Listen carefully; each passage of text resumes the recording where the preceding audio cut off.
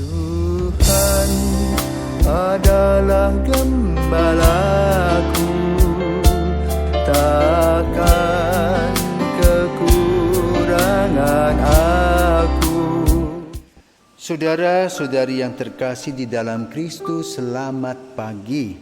Salam jumpa lagi dalam Sabda Siap Saji 25 Maret 2022, hari Jumat, Hari Raya Kabar Sukacita. Marilah kita berdoa dalam nama Bapa, Putra, dan Roh Kudus. Amin. Betapa menggembirakan berita yang diwartakan bahwasanya keselamatan sungguh dianugerahkan. Putra yang dari semula lahir di pangkuan Bapa kini memilih Maria untuk menjadi bundanya. Maka sahaya sahaja yang merasa hina dihina diangkat menjadi ratu yang terberkati selalu. Terpujilah Tuhan Yesus yang dikandung perawan kudus berkat kuasa Roh Suci, utusan para Bapa surgawi. Amin.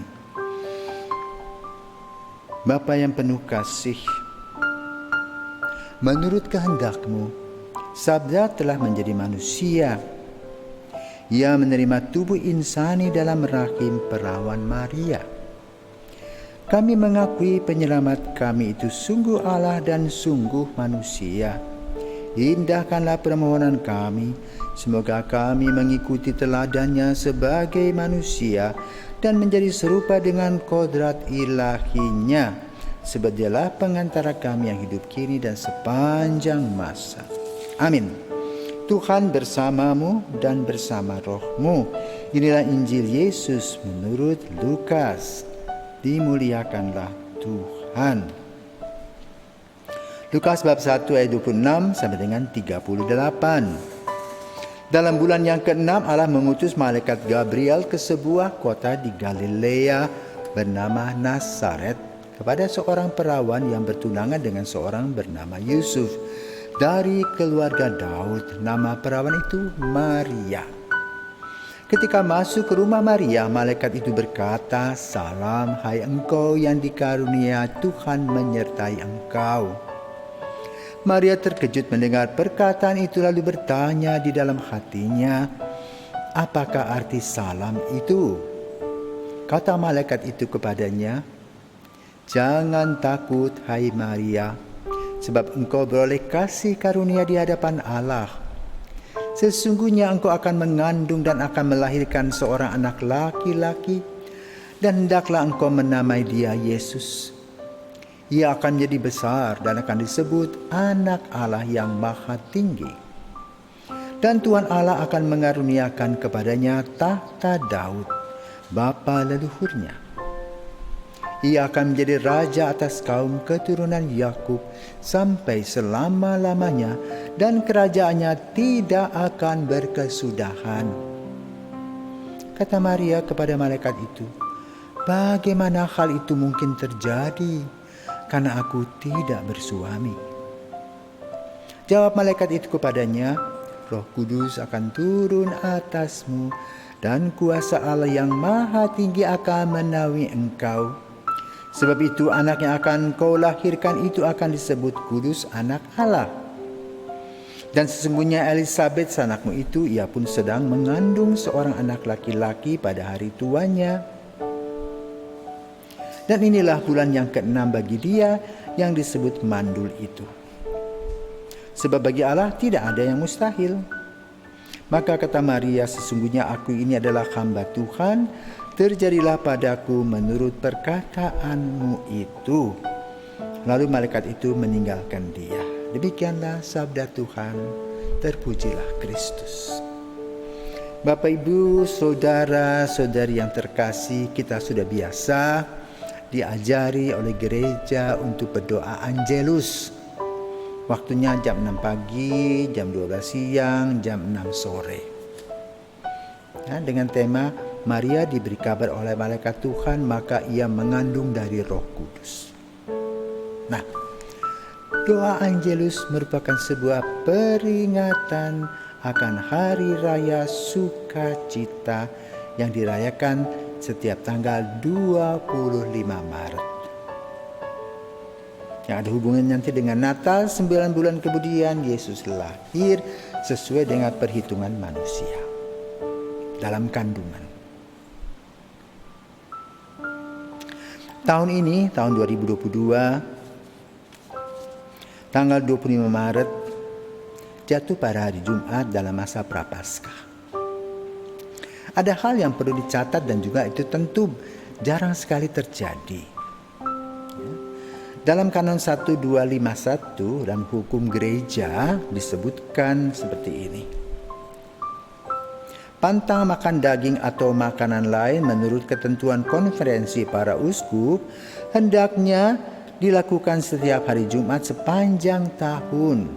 Kecuali hari Jumat itu kebetulan jatuh pada salah satu hari yang terhitung hari raya. Sedangkan pantang dan puasa hendaknya dilakukan pada hari Rabu Abu dan pada hari Jumat Agung memperingati sengsara dan wafat Tuhan kita Yesus Kristus. Jadi dengan kata lain hari ini, Jumat ini adalah Jumat yang khusus. Jadi pantang dan puasa ditiadakan. Kenapa? Karena kita merayakan hari raya dan hari raya sukacita Maria diberi kabar oleh malaikat Tuhan. Allah menjadi manusia melalui kandungan Maria. Ini hal yang luar biasa, mujizat. Yang kedua, saat ini sudah terjadi perang beberapa minggu, memasuki minggu ketiga. Ukraina diinvasi oleh Rusia. Sri Paus sampai pergi ke kedutaan Rusia di Roma, tapi jalan terus perangnya. Maka lalu Paus mengatakan, ayo kita konsekrasikan Rusia. Karena kalau kita melihat seabad yang lalu, waktu itu abad ke-9, abad ke-20, tahun 1900-an, mulai lahir sebuah partai komunis yang kemudian besar, yang menindas begitu banyak orang-orang yang beriman.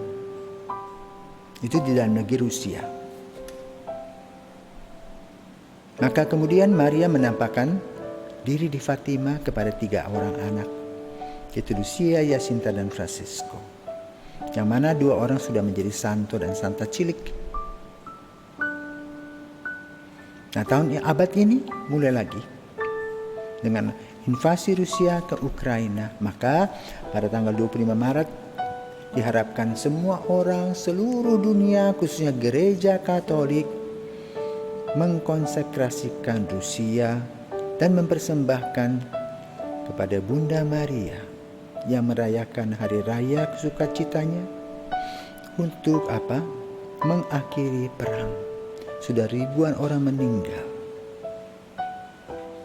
Maka di tahun ini pada tanggal 23 Maret ada beberapa hal. Tadi yang pertama adalah hukum gereja yang biasanya pantang hari Jumat sekarang boleh tidak pantang. Karena jatuh pada hari Jumat dan pada hari raya besar. Ingat kanonnya 1251. Yang kedua, konsekrasi untuk Rusia. Sekarang yang ketiga, kita merefleksikan tentang Maria diberi kabar. Bagaimana cara Tuhan mustahilkan manusia lahir tanpa kromosom laki-laki. Harus ada XA kromosom baru bisa. Dalam diri Yesus, dalam kromosomnya, dalam darah yang ditemukan, gambarkan bahwa darahnya Yesus itu AB. Diperiksa dengan DNA itu, dia hanya punya kromosom ibu XX saja. Kita punya harus XA. Ya, itu penelitian. Tetapi sekarang kita kembali kepada teks. Nah, siapa toh sebetulnya yang membuat teks dan bagaimana pengetahuan yang diketahui oleh Lukas? Apakah Lukas itu mengarang-mengarang? Tidak. Lukas itu adalah seorang murid dari Rasul Paulus, juga Petrus, dan seorang tabib. Ketika Yesus berkarya di Galilea, tidak memerlukan tabib. karena Yesus menyentuh saja sembuh. Namun kemudian ketika Yesus wafat dan bangkit, para murid yang mulai melaksanakan tugas. Maka kalau kita perhatikan, inti dari pewartaan yaitu kerigma. Yesus wafat, Yesus bangkit, Yesus menyelamatkan. Nah, bagaimana diungkapkan iman tadi? Melalui yang disebut dengan koinonia, kesatuan iman dan kepemimpinan. Maka muncullah struktural kepemimpinan. Artinya Petrus sebagai paus yang pertama, lalu lahir apa yang disebut dengan kardinal, uskup dan para imam. Dengan iman Katolik yang satu, kudus, Katolik dan apostolik. Itulah koinonia. Kemudian juga mengekspresikan diri imannya. Bagaimana kita mengekspresikan diri? Yaitu dengan liturgia, puji-pujian, ya. Kemudian juga mendaratkan mazmur, membaca kitab suci. Maka lahirlah apa? Kanonisasi kitab suci. Lahirlah lagu-lagu rohani. Lahirlah juga berfir. Juga lahirlah kanon hukum gereja. Yaitu koinonia, liturgia. Kemudian diakonia. Kita tidak bisa hanya cuap-cuap saja menghadapi orang sakit, orang tidak sekolah. Maka lahirlah apa yang disebut dengan diakonia tadi, ya 3 hal. Satu, pastoral, yaitu penggembalaan iman, yang mana kemudian melahirkan paroki-paroki, keuskupan-keuskupan yang diperkirakan sekitar 3.500-an keuskupan. Kedua, diakon dalam dunia pendidikan. Dan yang buta huruf bisa membaca, menulis dan sebagainya. Lahirlah sekolah-sekolah Katolik. Itu awalnya. Untuk mencerdaskan orang. Ketiga,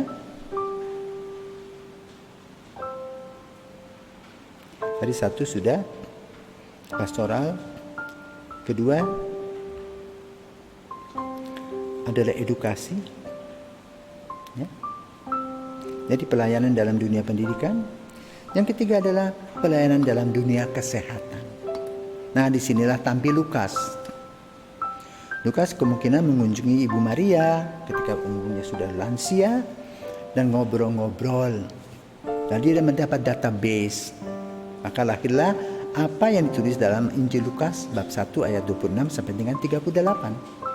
Maria diberi kabar oleh malaikat Tuhan. Jadi malaikat memberikan kabar, kemudian Maria men-sharingkannya, Lukas menuliskannya.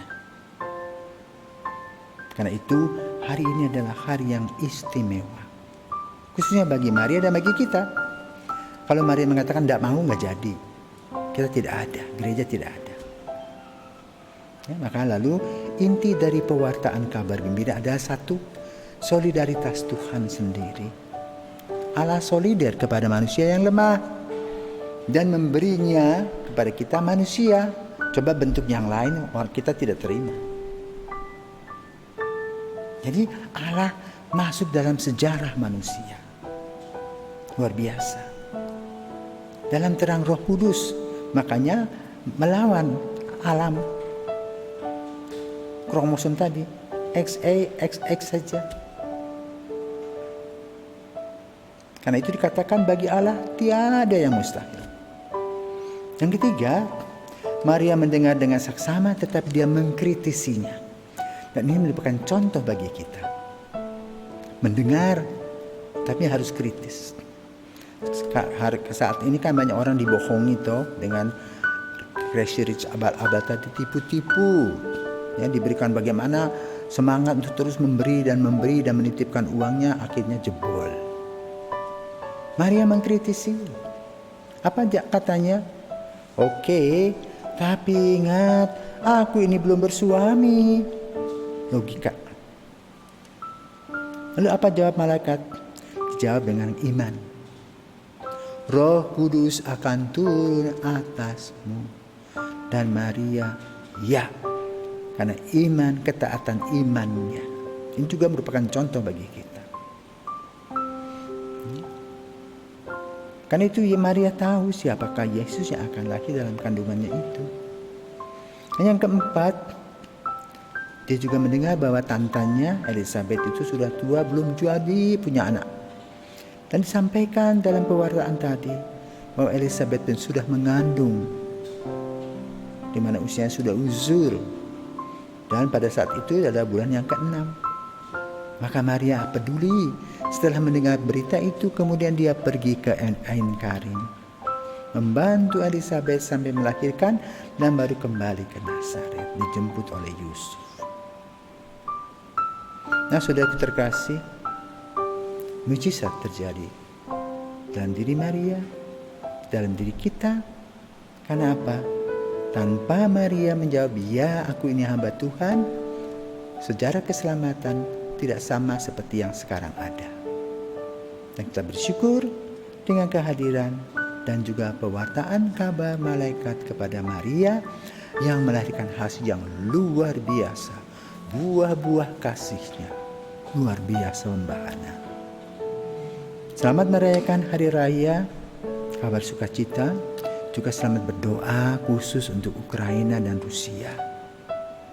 Dan juga ingat bahwa besok tidak ada pantang. Boleh makan apa saja, tetapi tentu dengan segala ugahari dalam masa Prapaskah. Selamat merayakannya. Tuhan senantiasa memberkati kita. Amin.